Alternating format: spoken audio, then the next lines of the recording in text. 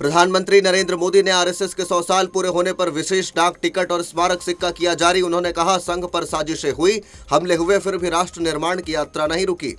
साथियों, राष्ट्र साधना की इस यात्रा में ऐसा नहीं है कि संघ पर हमले नहीं हुए, संघ के खिलाफ साजिशें नहीं हुई।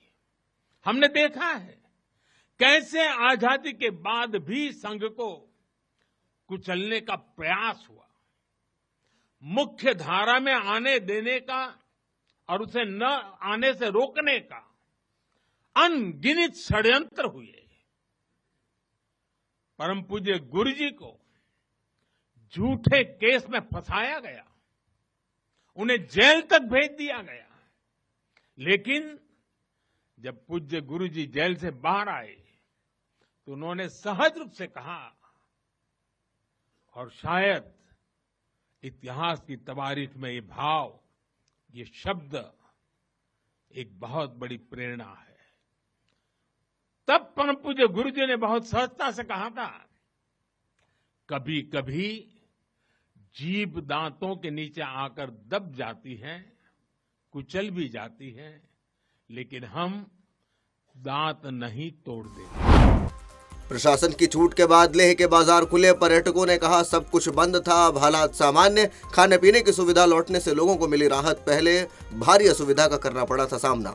To enjoy today? Yeah, that's it. We had no idea about anything that was happening, but so we arrived yesterday and we saw that everything was closed. It was hard to get some food, even to get a little water. So now I'm happy that everything's back to normal and we can fill our bellies with good stuff, you know. Okay, everything is normal now? Yeah. You're feeling well now? I don't know. I'm not one of the locals, so I don't know. But all I can say is that now, the shops seem to be open.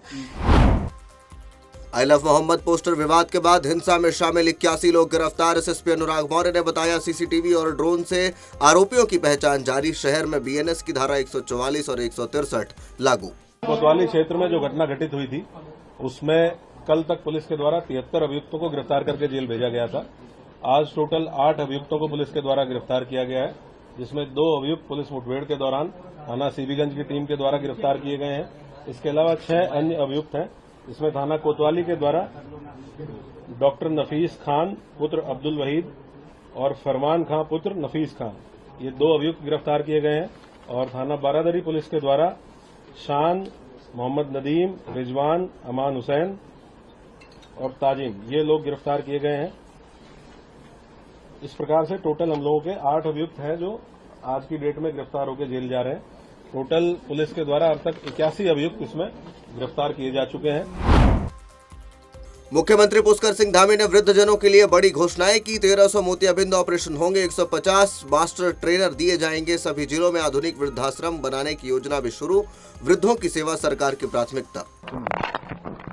देश के अंदर वृद्धजनों के कल्याण के लिए, उनकी देखभाल के लिए अनेक योजनाएं संचालित की जा रही हैं, जिसमें बुजुर्गों के समस्त देखभाल से लेकर उनके स्वास्थ्य से लेकर और 70 वर्ष से अधिक के वृद्धजनों के लिए आयुष्मान भारत योजना में इलाज से लेकर सभी चीजें उनके लिए पूरा प्रावधान मुक्त की गई हैं। और राज्य के अंदर भी हमारे यहाँ पर रुद्रपुर में, देहरादून में मॉडल वृद्ध आश्रम बनाए जा रहे हैं और राज्य के हर जनपद में हम वृद्धाश्रम भी बना रहे हैं, जिससे कि उनकी देखभाल हो।